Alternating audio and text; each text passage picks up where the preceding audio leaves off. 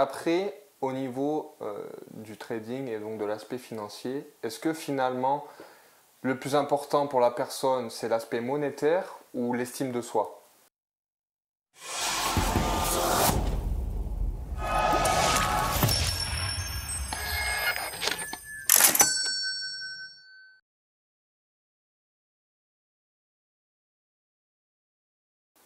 Alors ça va dépendre de ce que chacun va chercher dans ses prises de décision et dans ses positionnements de vie.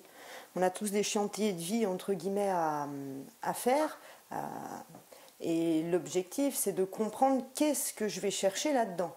Parce que si par exemple j'ai effectivement beaucoup d'argent et que j'ai le besoin de me mettre dans des prises de risques qui me fassent sentir vivant, là on peut essayer de chercher pourquoi en tant qu'humain j'ai besoin d'aller dans des situations où je vais me mettre mal à l'aise ou en tout cas avec des sueurs froides et j'ai besoin de ça pour me sentir vivant. Pour se tester, tout simplement. Voilà, donc c'est tout à chacun de regarder ce qu'il va chercher justement dans ses expériences de vie.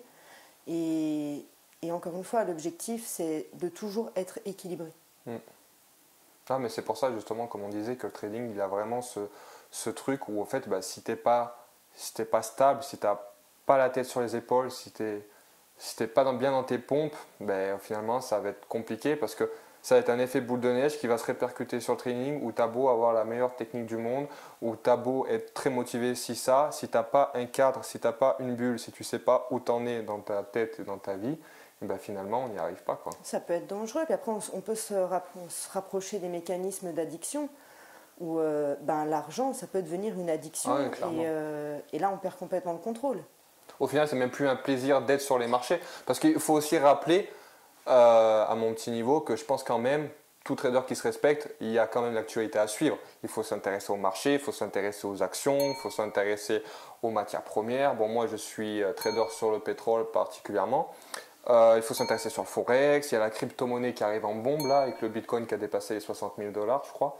Non, il y a énormément de choses, de paramètres à prendre en compte. Et comme on disait, si effectivement on n'est pas clair là-haut, on arrive sur le marché, au final c'est perdu d'avance, quoi. Et là où ça fonctionne le plus, et on n'est pas forcément sur le domaine de l'addiction, souvent on fait le rapprochement, mais il faut quand même être passionné. C'est ça qui crée une richesse intérieure, c'est faire quelque chose simplement pour l'argent, ça peut être intéressant pour un boulot alimentaire ou pour un confort physique. Mais au-delà de ça, il faut que ça fasse vibrer. Ouais, c'est la passion qui fait qu'au final, bah, tu mets peut-être un peu l'argent de côté, tu te passionnes dans ce que tu fais. Et du coup, c'est pour ça, moi, bon là, on est plus sur le développement personnel, mais c'est quand les gens qui disent, ouais, putain, Antoine, tu fais des sacrifices, tu as déménagé de 80 mètres carrés à un 19 mètres carrés, putain, t'as pas peur et tout. Mais c'est pas un sacrifice, en fait. Pour moi, c'est une logique. Si je veux vraiment être focus sur mon business, focus sur mon trading, ben, moi, ce que je fais particulièrement, c'est que je décide de changer d'endroit où j'habite, être vraiment dans un petit truc en montagne.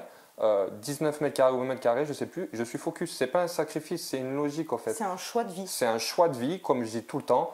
Voilà, on va s'éparpiller sur 20 000 trucs, mais les gens dans la société actuelle, je trouve qu'ils sont trop en mode je dois plaire à cette personne ou je fais ça parce que j'ai pas le choix. Mais la vie est faite de choix. Moi, mon choix, ça a été d'habiter là-bas, ça a été de faire ma chaîne YouTube, là c'est la première vidéo, ça a été d'être à fond sur le pétrole, ça a été d'être dans la conciergerie de luxe en tant que rapporteur d'affaires. Enfin voilà, toute ma vie c'est des choix et au final c'est ma passion et au final je sais qu'à un moment donné ça va payer. Et ça, je trouve, ça n'a pas de prix, quoi. Et le meilleur indicateur dans tout ça, c'est la joie.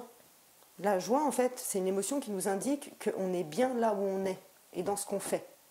Et c'est hyper important. Et il y a plein d'êtres humains qui sont tellement coupés de leurs émotions qui sont plus là-dedans. Ils vont le faire effectivement pour avoir une meilleure estime, pour avoir une meilleure image, pour tout un tas de raisons, mais qui sont extérieures à eux. Et l'émotion ramène forcément à soi.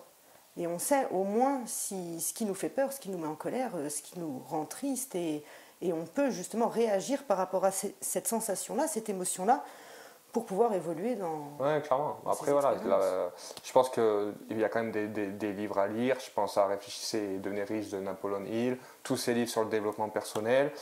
C'est qu'à un moment donné, ouais, tu te dis, là, je suis en train de m'énerver, ça ne sert à rien.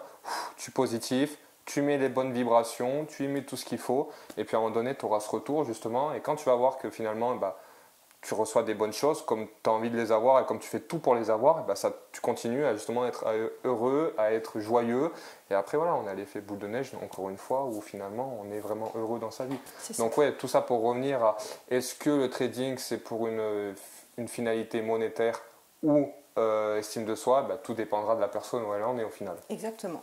Chacun doit pouvoir se regarder de manière suffisamment authentique pour connaître les raisons de ses prises de décision. D'accord, donc il faut se connaître avant de faire quoi que ce soit, quoi. C'est toujours mieux. Ouais. C'est toujours mieux, c'est toujours plus logique. C'est ça. Si je ne m'abuse, vous avez une spécialité sur la psychologie au niveau de la santé, c'est ça? C'est ça. Alors, est-ce que l'argent peut jouer sur la santé, tout simplement? Alors, l'argent, c'est un peu à un autre niveau, puisque l'argent, il va nous apporter généralement un confort matériel. L'argent, c'est pour acheter du matériel. C'est une liberté. Ou, effectivement, ou même un service.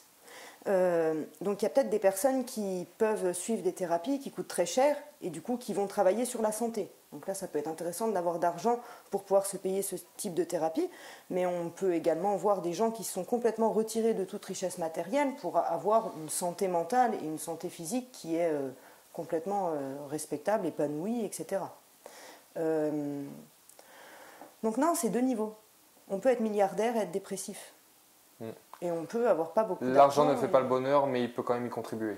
Il contribue à notre confort matériel. C'est toujours mieux de ne pas mourir de froid sous un pont. Mais ça n'a pas réellement d'effet sur une tristesse. On ne peut pas acheter clairement, quelque non, chose oui. qui va Quand ça joue sur la famille, les amis, je pense que tu peux avoir tout l'argent que tu veux, pardon. Exactement. Ça ne changera rien. Alors justement, une autre question, est-ce que justement le fait d'être, entre parenthèses, être trop déçu par la vie, tu as envie d'aller chercher de l'argent pour te dire, moi j'ai de l'argent, maintenant je fais ce que je veux et ça me rendra heureux? Oui, complètement, mais du coup on est dans une fuite de ressenti. Par rapport à ce que tu expliquais tout à l'heure, l'objectif c'est d'intégrer en fait nos émotions, d'en prendre conscience, de les transformer pour s'en libérer. Et après, décider de nos choix de vie de manière consciente. Là, on serait plus dans une fuite, c'est-à-dire que voilà, je n'accepte pas, je refuse d'intégrer tout ça, donc je vais trouver un autre moyen pour me libérer. C'est retarder l'échéance finalement. On se suit tout le temps. On a beau partir à l'autre bout de la terre, on imagine un boulet noir qui nous suit. Tant qu'on ne prend pas le temps de regarder le boulet, de le prendre dans les mains pour s'en libérer, on aura beau courir, le boulet il restera accroché à nous. Une émotion, si elle n'est pas transformée, elle restera toujours collée à nous.